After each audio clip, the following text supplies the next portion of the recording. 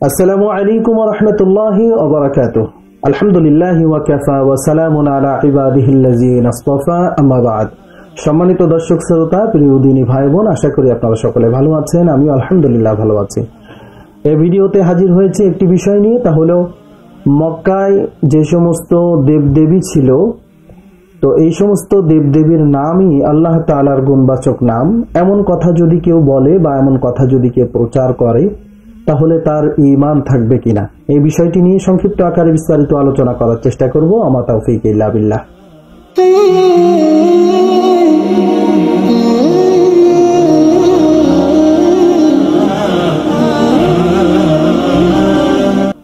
তো কোনো ব্যক্তি ঈমানদার হওয়ার জন্য যেমন আল্লাহ তাআলার উপর দৃঢ় বিশ্বাস রাখা জরুরি, ঠিক তদ্রুপ আল্লাহ তাআলার গুণবাচক নামের উপরেও দৃঢ়ভাবে বিশ্বাস রাখা জরুরি, ঈমানি বিষয়।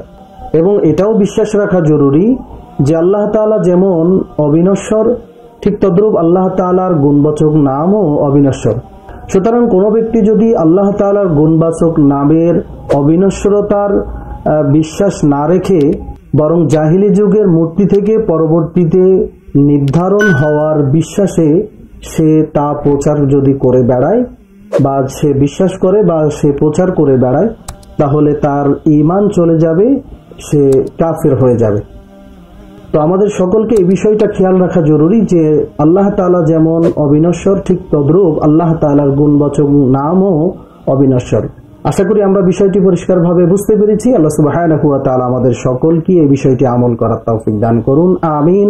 ওয়া আখিরু দাওয়ানা আলহামদুলিল্লাহি রাব্বিল আলামিন। আসসালামু আলাইকুম ওয়া রাহমাতুল্লাহি ওয়া বারাকাতুহু।